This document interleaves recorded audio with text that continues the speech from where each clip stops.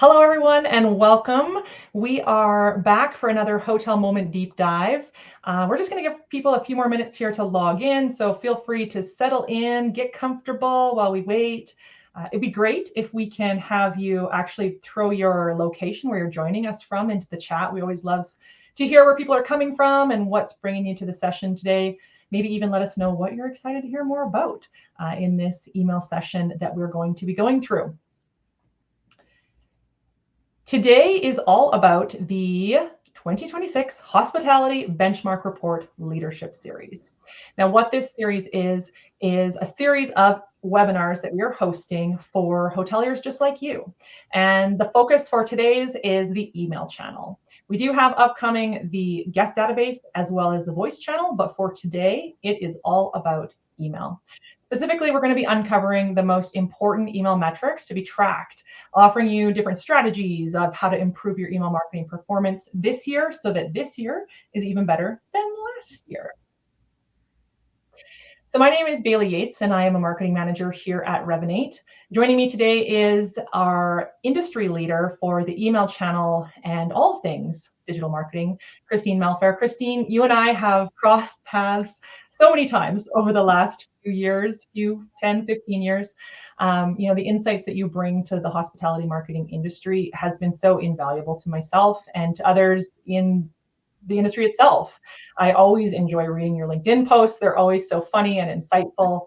And I really enjoy hearing what you have to say about topics. My favorite topic that you talk about is really the ultimate battle to win that market share back over the OTAs. So I love it. Keep it going. It's always great to hear from you. So thank you for being here and welcome. Thank you, Bailey. Thanks for the invite. Yeah, of course. So a couple little housekeeping items here, just so you know, you are all on mute.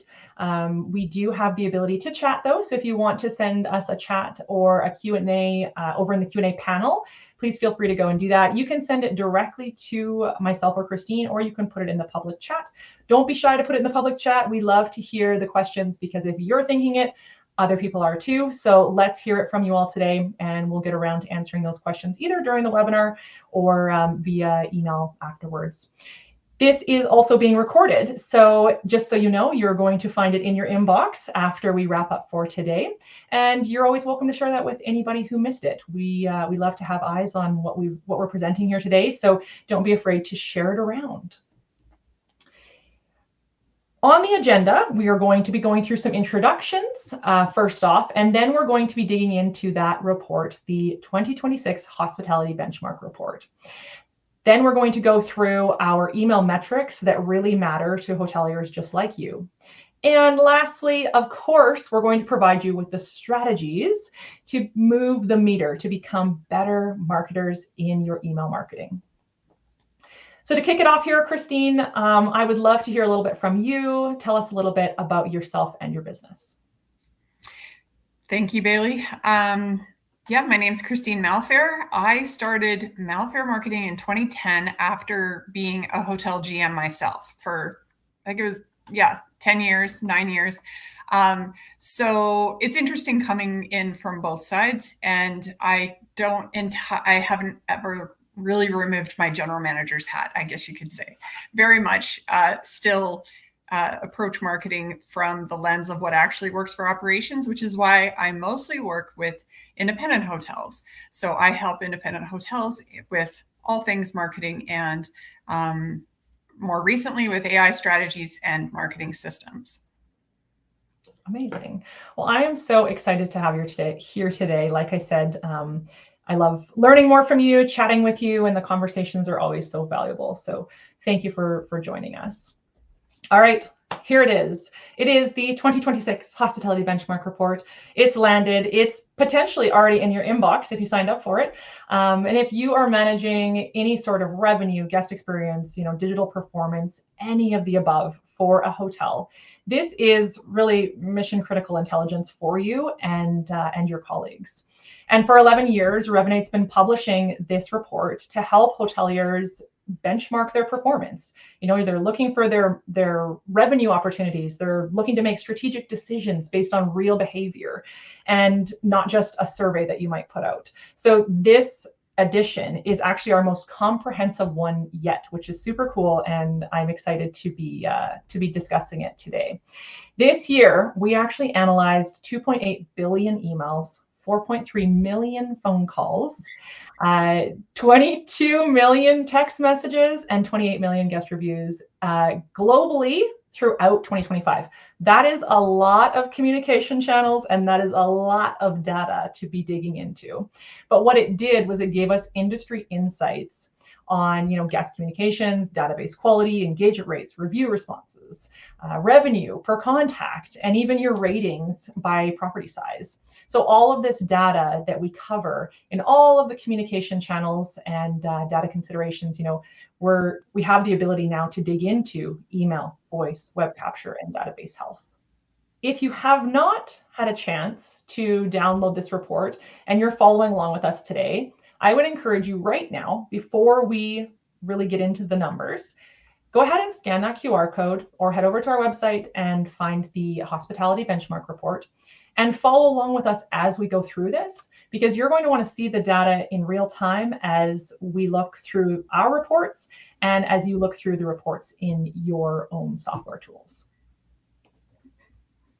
Okay, Christine, if there is one thing that we have learned, and you many years have learned over marketing, is that your data is very useless if it is just sitting still. If you are not actioning that data, and what we found is that the most successful North American hoteliers are continuing to move away from that e-blasting behavior, and they're moving towards hyper-personalization and segmentation, and they're finding that it's giving them the higher conversion rates. So we're going to start with those conversion rates, and then we'll dive into things like segment sizes, email types, the metrics, upsells, and other things that are driving the return on investment for improvement in 2026. Our first chart here is our one-time campaigns in North America. So I would say this is probably one of the most common questions that we're asked is, what should my open rate be? What should my click-through rate be? And we're going to highlight today a couple of different campaign types, but I would say newsletters and room offers are probably the most prominent types of campaigns that we see being used. Would you agree with that, Christine, for your clients? Yes. Oh, yeah. Yeah. And so newsletters with a 33.8% open rate, 2% click-through rate, and a 0.1% conversion rate, those are pretty big numbers. When you consider 33.8% open, it's huge. Room offers 28.7. So I guess the big question is, what does this mean to hoteliers? What we find is that marketing teams are telling us they're using these metrics as KPIs to track how their revenue marketing efforts are performing. They're measuring against their effectiveness of one-time campaigns from that from the initial engagement all the way through to the final booking. And so what makes this impactful for hoteliers? The email rates, the open rates, the click-through rates, these statistics are commonly used as industry benchmarks, and they evaluate overall success for a lot of owners and GMs and leaders in general. So Christine, tell us a little bit about the marketing metrics like opens, clicks, and conversion rates and what they mean for your team. How does it inform them of the next right move in their jobs? Mm-hmm. Yeah, solid question. But just one step back, tiny step back, is like right now with AI search, there are so many metrics that are changing, especially where the website is concerned. But email is really not changing in that way. And so we're able to stay true to looking at the benchmark report as, those are really the lighthouses that you're aiming for, so when you think about your open rates, that's, mostly everybody knows that's an indicator of did you deliver value in that one subject line? And that subject line, I heard it said, I think it was by David Ogilvy, if you had $1 to spend, 80 cents of that dollar should be spent on the headline. And that is true for that's your subject line in your email. So that's, when you think about everything that's in everybody's inboxes and everybody's going after email, as the capture, as data has become so important, as the direct guest relationship, how do we have that directly with all of our guests? That's even more important. So subject lines were once like important, and now they're like hyper important. Like you really spend a lot of time thinking about your subject lines. They're not necessarily an afterthought. And then when you're thinking about click-through rates, that is validating how valuable your content is, right? How valuable does it resonate with the people? Are they actually moved to take action?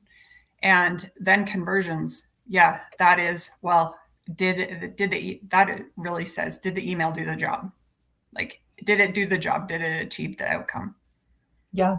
Yeah, that's exactly it. And, these strategies in general to improve those overall open, click, and conversion rates are really the gold in how you move that meter when we look at the benchmark report, right? You look at your performance and you see, oh man, my performance is very poor when it comes to my click-through rates.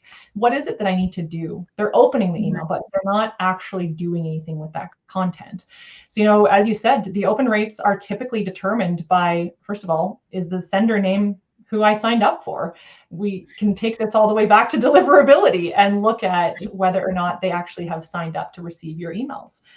The subject line, the preview text even, is really important. And I think it's often overlooked because people don't necessarily understand where that preview text sits. And so when you look at an inbox, you see sender name, subject line, and then preview text. And oftentimes people won't add that preview text in, and then it pulls up the first text from their email into their preview, right? Yeah. Yeah. And that always can cohesive. Yeah. Yeah, and that can be the view in browser as their subject line or as their preview text. So small opportunities like that, I think, will really help to improve those open rates. Looking at click-through rates, as you said, what's the content of your email? Is this something that your users or your recipients are excited about? Is the layout good? Is the offer or the call to action button, are they any good? What do you find with the higher performing campaigns that you send in regards to click-through rates? What is it that people are looking at for your types of customers? Well, everybody loves a good promotion, but they really, one of my rules, I guess I could say, is like, it always needs to be about them. And you've heard me say this before, Bailey, like it's about that what's in it for me thing. And people want to be rewarded for their time, and they don't want their time wasted. And so these taking them to take action really has to be high value. So I love to geek out a little bit on calls to action. That's your little button. And buttons perform better than text. That's have you seen that as well? Yeah. And so consistency in terms of, like just put an action word on that button, tell them what they're going to get, tell them where they're going to, what's next after you click this thing is really what you want to write. I think that's something. I think that's something that's very important too, is what happens next. That comes into the conversion rate, right? So if you're asking them to check your rates and it takes you to their restaurant page or to a different location, this is a problem, right? We want to make sure that there's no friction in between that button and the actual booking process, making sure that it lands where they would expect that button to land. So something else that I want to highlight is A/B testing. Now, I personally love A/B testing. I think it is such a valuable tool. Something that I have been challenging more and more people to test out with A/B testing has been something like a dollar figure versus a percentage, right? Are they getting $50 off their stay, or are they getting a percentage off their stay? And you can A/B test that in Revenate Marketing, and then you can determine, looks like this specific segment, this database says that a percentage off is more valuable to them than a dollar figure. Yeah, A/B testing oftentimes, step one of A/B test is to make sure that you've actually got an A and a B, like an apple and an orange, not two oranges that are slight variations of orange. Yeah, if that makes sense, right? So true. Yeah, make sure there's a difference for sure. And the other part is we're not sending out an entirely different campaign. We're sending out a campaign with a different button, not an entirely different offer, because then you actually don't know what you're testing, and that's not very helpful either. Okay, so before we move on from these open, click, and conversion metrics, are there any times that you have had sort of a flop with any of your content that you've released or that your team has released, or maybe even that a hotel that you're working with has said, this is what we want to do, and it was a big flop? Have you had this happen? Have you figured out what it was that made it flop? There is one that comes to mind as you ask, and it was a test. It was let's see what happens. Let's see when you start a marketing experiment, in a way, like marketing is testing all the time, you don't test for the sake of testing. You test a hypothesis, an assumption that you make. If you remember back to science class, it's kind of that, but more fun. So you have this thing that you're thinking, I wonder what would happen if. And so in this case, what I did was I resent to unopens out of curiosity, because I was like, let's see if we're testing timing. So let's see what happens if we resend to unopens, so we can capture, those folks that didn't see it. Maybe it went out on a Tuesday and their email openers on Thursdays, that kind of thing. And I actually think in the end it hurt deliverability because they didn't open it twice. So I was like, yes. Okay. That as you were telling the story, I was hurting inside knowing that, that's ultimately going to be the result, right? Sending to those engaged audiences. Those are the ones that are going to really help the deliverability. But we have to have these lessons learned, and we've all done. There you go. Everybody listening, you don't, have to test that. Right? You just help them out with not having to worry about testing that, because it doesn't work. That's right. But it's things like that where you're like, I wonder what, and I think that curiosity makes for better marketing through some fails. You've got to step in it from time to time. Yeah, you do. Okay, next is our top performing recurring campaigns. So in 2025, we found that the top performing campaign was cart abandonment at a whopping 63%. That is a big open rate. Yeah. 13.5% click-through rate and a 6.8% conversion rate. These are big numbers. Qualification campaign, we do give it an honorable mention as well, because it had the highest booking value of $1,563 on an average of 7 room nights booked. So it's right up there as one of our winners. But I must say, cart abandonment is definitely there. Now, cancellation recovery, you'll also see, is at 51.4%, 14.1% click-through, and 5.8 conversion. Honestly, cancellation recovery is the secret weapon. It is the tool that is going to help people convert those people who maybe weren't quite ready for their stay, but they've shown this very high intent of wanting to stay. They're a very warm lead, a hot lead. They might even be a hot lead, I think. And so, being able to retarget these guests that have canceled with a, hey, we saw you had to cancel. We're so sorry you weren't able to make it, but we'd still love to have you come back in the future. I think those are big opportunities to be setting up some wins here. So the impact for hoteliers behind these recurring campaigns. what I love about them is that they require very little people power to maintain, right? We can use the term set it and forget it, which I don't love. However, it kind of is set it and forget it, but just kind of come back to it once in a while and take a look, make sure it's still relevant. And the nice part about these recurring campaigns is that you're feeding your CDP with fresh data all the time. And that in turn is going to be ensuring that your guests are receiving the right campaign when they should be receiving it. Right campaign, right time, right place. So Christine, in our pre-call, we talked a little bit about recurring campaigns, why they provide so much value for hoteliers. Can you tell us a little bit about what they mean for you and your clients? Mm-hmm.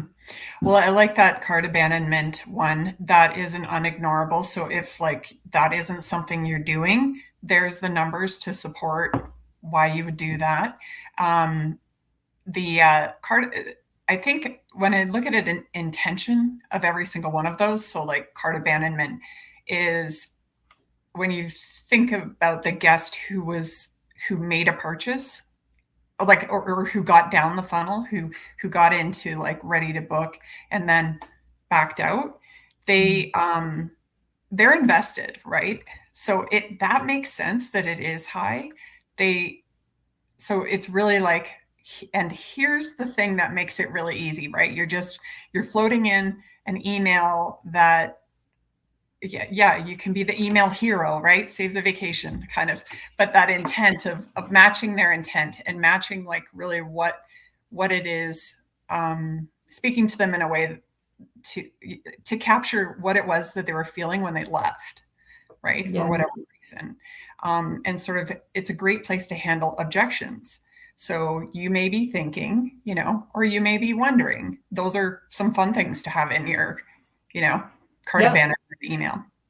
And with sorry to cut you off, with the cart abandonment, we can actually segment based on what they had tried to book. So did they try and book one of your luxury suites?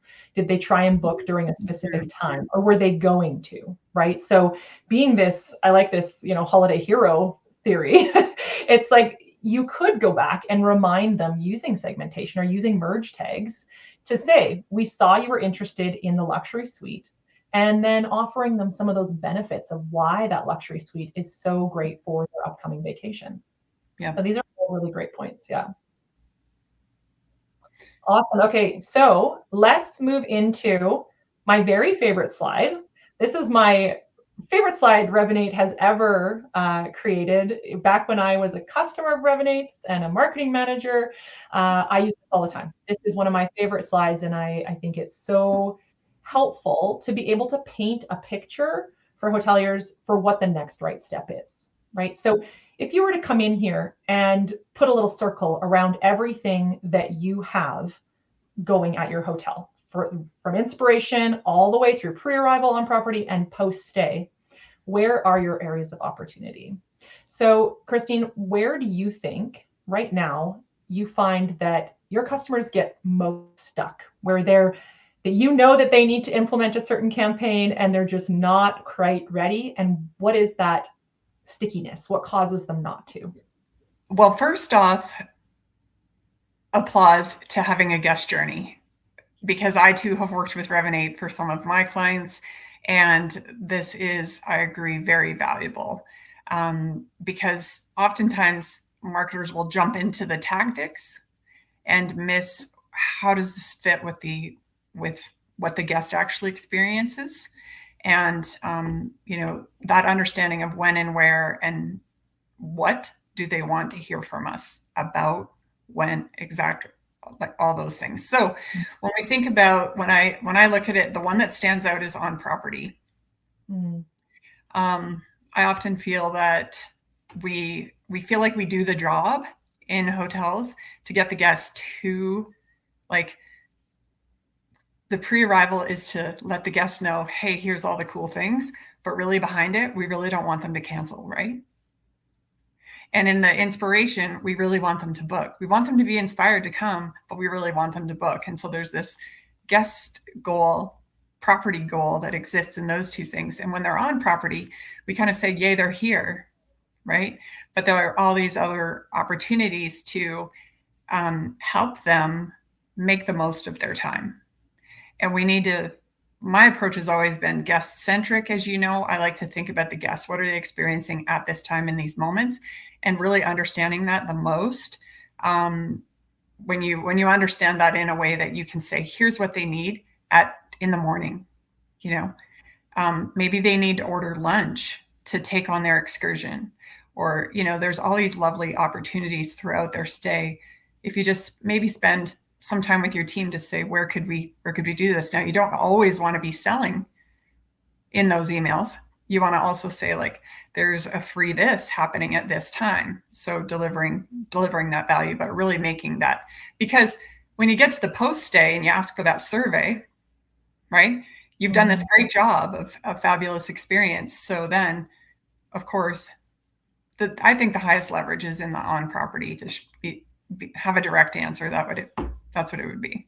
That's the area. Yeah, I would tend to agree. I think a lot of the times when I was in customer education, I would work with customers that we would go through this slide top to bottom, and we would put circles around everything that they had versus where the opportunities were.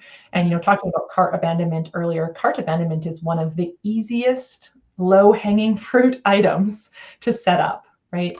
And that's going to send them that automatic email, you forgot that trip in your cart. And it's recurring. So it's not even something that they need to continue to manage.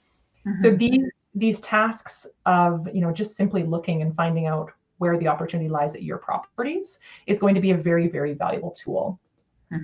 Now, we talk about strategies to actually improve that customer journey. I think number one really here is making sure that you're reviewing your performance, auditing and analyzing it regularly, checking it against tools like the benchmark report to see, is this performing how I would like it to be performing, or am I simply checking a box? We have all sorts of different, as you saw in that slide, there's all sorts of different campaigns that are recurring that we can check the performance against. And you can use the tactics from the one-time campaign slide that we spoke about, and those strategies to improve them. So your subject line doesn't just work for your one-time campaigns. It works for all of your campaigns. Your content within the campaigns and your click-through rates, this applies to all of your different campaigns. So make sure that you're optimizing for those numbers using those strategies that we provided for both of these different styles of email marketing. Making sure that you're implementing the best practices. So Revenate actually has a very comprehensive help desk full of best practices. We have put lots of time and years into developing best practices for things like your open rates, your click-through rates, but also into creating this ultimate customer journey. So use those resources. They're available to you.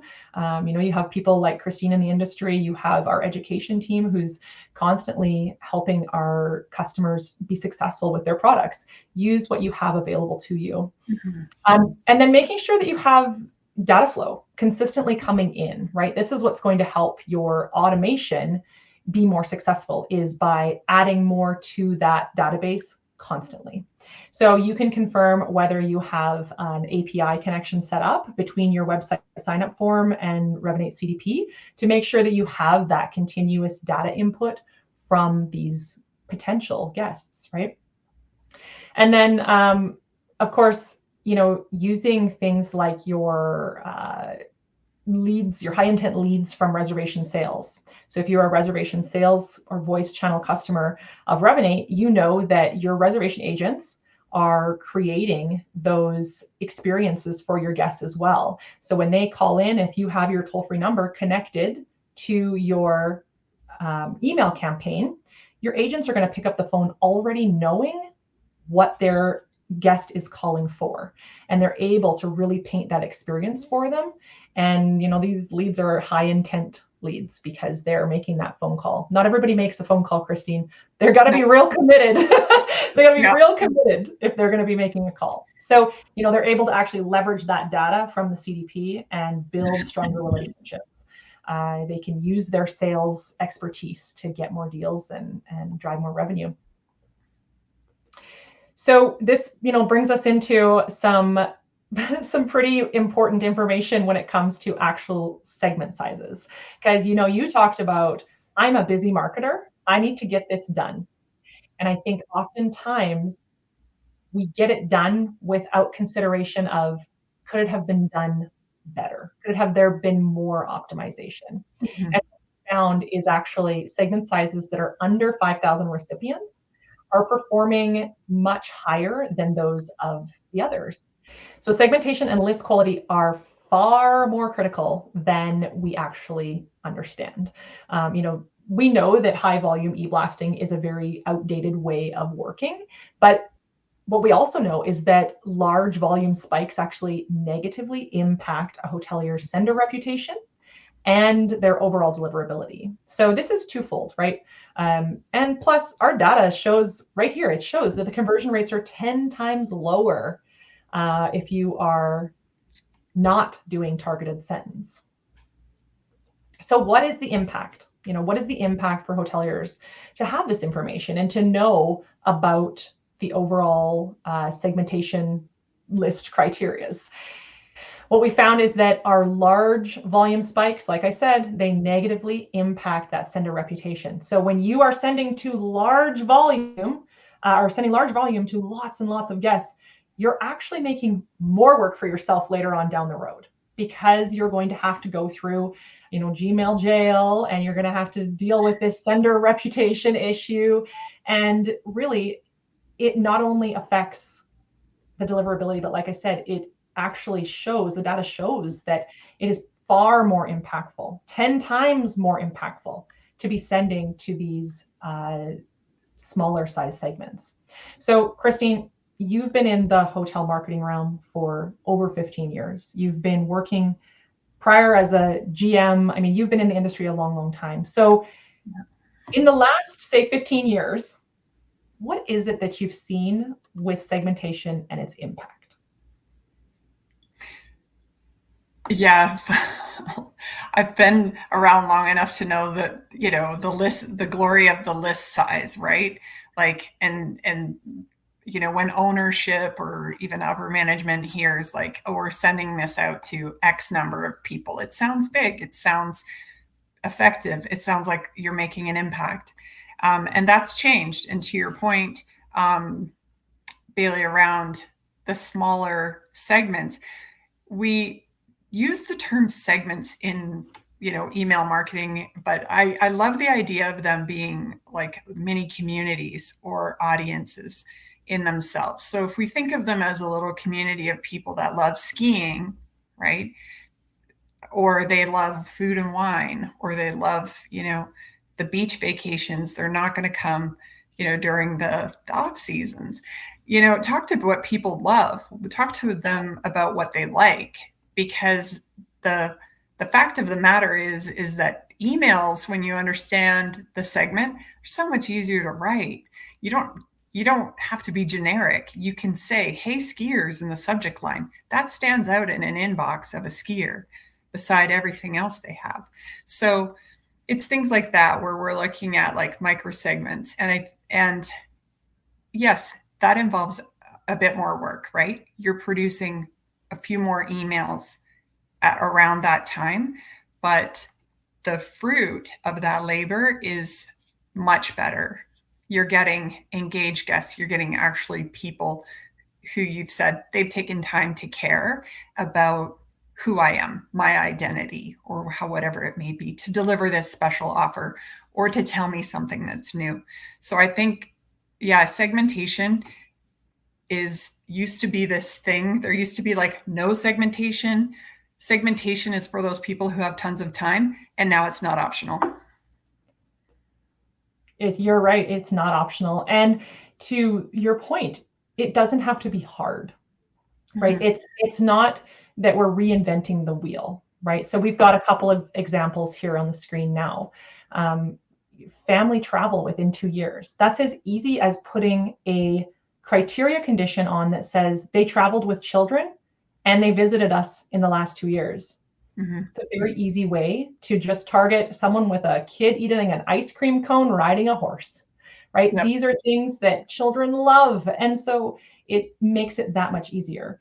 And you can take that same campaign and send it to, your couples that are drinking daiquiris by the pool instead. The offer can be the same. It can Yep. still be 20% off, but Yep. your subject line talks differently. Your content speaks differently. And that is where the real revenue is generated, is in that personalized messaging, right? And we're not talking personalization as in, hello, Christine, right? That's what personalization used to be. Used to be. That used to be a merge tag, used to be a real hit. But Yeah. now we're talking, no, I want you to know who I am as a traveler, and I expect you to know who I am as a traveler and what my needs are. Restaurant guests. Well, if they have visited your restaurant and serving them, maybe they came last year for their Valentine's Day dinner. If you serve them an ad letting them know, or sorry, serve them an email letting them know that you have an upcoming Valentine's Day special, that's going to be really important to them because you know that they loved coming last year. Yeah. Like loyal guests. Yeah. I feel like we could geek out on the segments or audiences or however you want to look at it. But yeah, NPS is a big one too. Like, yeah. That is, and that's a great point. And if you have these guests that have stayed within a couple of years, and you're also adding the criteria of, and they liked their stay, that's much more impactful than they just stayed, right? Of course, we know that if they've stayed, that's going to help your sender reputation because they've been engaged in your recent emails. But if we also know that they really had a great time during their stay, then that's going to be just as special. And we actually have the ability coming up here to be able to segment by specific questions on the campaigns, on the segmentation criteria. So being able to say, did you enjoy the restaurant? Yes, great. We're going to target you with restaurant promotions in the future. And then, of course, you've got your deal seekers. This is really optimal if you're using Revenate's reservation sales, the voice channel. So an agent I might call in as a caller and say, I'm looking for the best deal you've got. And I am turning the property down because of a rate resistance issue. I'm then added into a list of people that are deal seekers, right? I'm added into a segment of deal seekers. And the next time that we have a promotion running, of course, you're going to serve me with an email that invites me to come at a discounted rate because you know that I'm a deal seeker. So these are just some little low-hanging fruit that I think are quite easy and could be quite impactful. So as we love to give out you tools to be able to be more effective with your efforts, your marketing efforts, we're providing you with these 6 segments that you can go ahead and create. And like Christine said, I think we could sit here all day and talk about different ideas. But for today, we would love for you to take away just one of these and start implementing it into your everyday, your local drive market, being able to say guest location is within a certain amount of distance.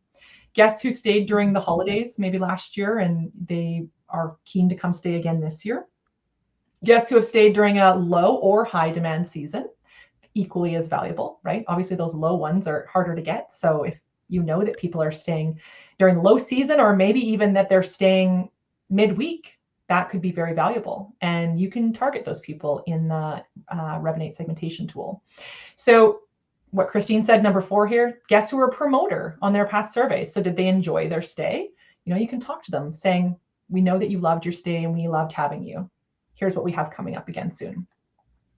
Restaurant, spa, or golf guests from Data In. So Revenate offers a Data In connection where we have an API that runs to your restaurant software, to your golf software and your spa software. And we're pulling in that data so that then you can turn that around and market to these specific guests. And then, of course, we love the high value guests because they help drive that bottom line very, very well. So any guests who booked a premium room in the past, or maybe they spent a minimum amount of dollars on their stay, we can target them as well.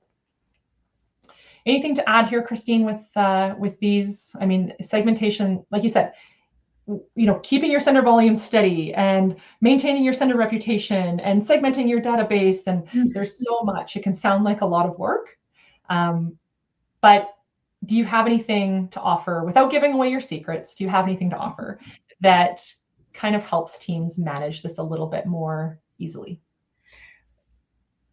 Yeah, I think once you get started with segmentation, then ideas start bubbling up.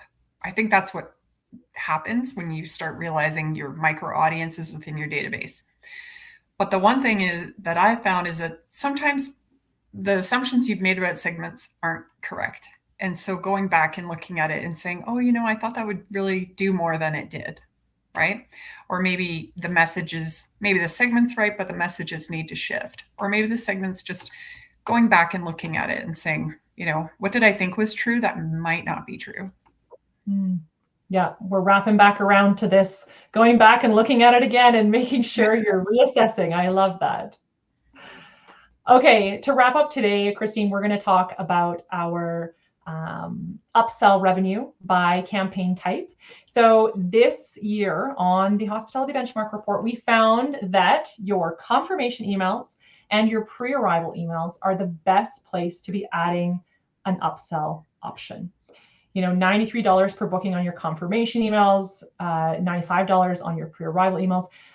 These are low-hanging fruit wins for me, right? They're the easy way to add that incremental revenue, give yourself a little uplift, and it's a pretty easy thing to do. So, these types of emails, they do generally see about a 55 to 66% open rate. And so that's a big open rate. We know that guests are eagerly waiting a confirmation email when they've made a booking. People are excited. They just booked a holiday or booked a trip, and they want to make sure that they can verify those details that they've booked. We also know that in a pre-arrival email, they are anticipating this upcoming stay, and that makes it really, really exciting for them to open up their email and find out that maybe there's some sort of special offer within. So I think that overall, that is the impact for our hoteliers. They are finding this hidden revenue that lies within each of these different campaign types. And it's revenue that you might not have otherwise thought you could have added to your bottom line. So, Christine, when it comes to your confirmation and your pre-arrival emails, tell us a little bit about the impact that you've seen at the properties with a well-positioned upsell. And what does a well-positioned upsell mean? Mm-hmm. A well-positioned upsell, when you think about the guest journey, again, they've made the booking or they're preparing for an arrival. So when you think about what have they done in their journey so far, they've chosen the destination or location, they've chosen your hotel, they've booked it, they've taken action. Now, what would they be thinking next, right?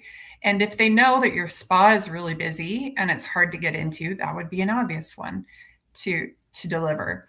If they're thinking, where do I go eat while I'm there? It's again going back to the guest journey and thinking about that. And I think the lovely thing about upsells is that by and large, a lot of people think in the hotel industry that upsells have to be this big offer. It has to be this big offer. But I like to think of it as what would be the next easiest yes. So they've picked the destination, yes. They've picked a hotel, yes. They've booked it, yes. What's the next yes? Is it getting, maybe it's not a big, get a $25 off your dining credit. Maybe it's a free dessert, and then that gets them in. Like, it's not an immediate upsell, but it's just something that you can offer them that might be a next best yes. $10 towards breakfast. They can get that in advance. They have something there. Or maybe it's buy breakfast in bed. Like, it really depends on who your guest is. But thinking about that next best yes is where I would go with upsells. It doesn't always have to be the $50 room upgrade or the $50 late checkout or early checkout. I think people already know that exists in the industry. So this is also a moment to surprise and delight and introduce something that they didn't know about your property. Yeah, I like that. Adding more value to the stay overall, even though they're going to pay for it, it still adds more value to their stay. So when it comes to these strategies for high performing upsells, I think that obviously we know that placement of your upsells is really important. We've learned that the confirmation and the pre-arrival are the place to put them. These are the highest performers. They have really high open rates. They've got great click-through rates. But what enhances those rates, right? So once they've opened them, how are you enhancing your click-through rate? We've talked about how you enhance a click-through rate on the one-time campaigns and the recurring campaigns. But I believe that the upsells is kind of next level, right? You're asking them to take another action. So they better have a really good reason to take that next action, right? As you said, what's the next yes? So ensuring that your verbiage is compelling and experience focused. Something like upgrade now is kind of boring, right? It's boring to say, well, sure, I'll upgrade, I guess. I don't know. You want me to spend more money? Great. But enhance my stay evokes emotion, right? This makes people think, oh, yeah, I could enhance my stay. I could make this stay even better than it was already going to be. And I think using things like the smart button features for inspiration, or the heading feature, the smart headers for inspiration is really helpful, because to your point earlier, headings can make a very, very big impact on the results of an email campaign. So make sure you use these tools that are available to you within the Composer in Revenate, and they're going to help you get that next right yes every time. The other thing is improving conversion. So once you get them into your upsells page, what is it that you're offering them? Are you offering the right upsell category for these specific guests, or are you offering something that's irrelevant to that guest? So true. Making sure that the images and the descriptions, everything is enticing.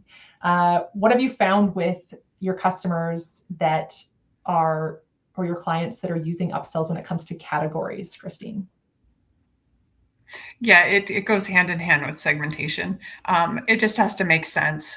A family traveling with small kids, do I really want the romance package? Yeah. It's not a fit. It also erodes trust, which is a huge concern in confirmation and pre-arrivals. It's like, well, how well are they paying attention at this stage? Because people know what technology is capable of now, and they just expect better. So show that you're paying attention. That's very true. And like you said, it comes back to this segmentation, personalization, however you want to look at it. They expect you to know what they want.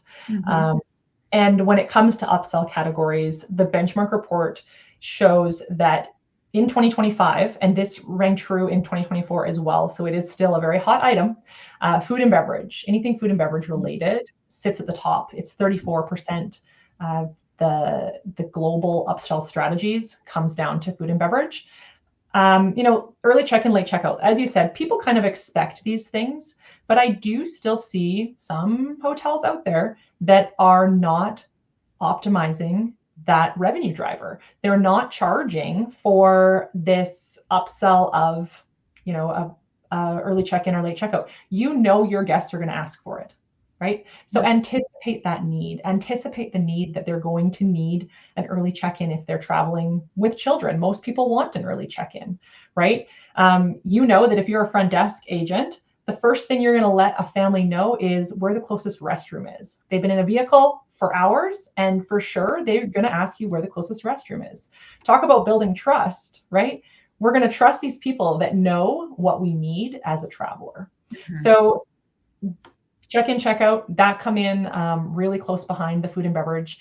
And then, of course, the activities and special campaigns, 16 and 15% respectively, they combine for nearly 1/3 of the efforts. So really, when you look at it, that's also pretty big.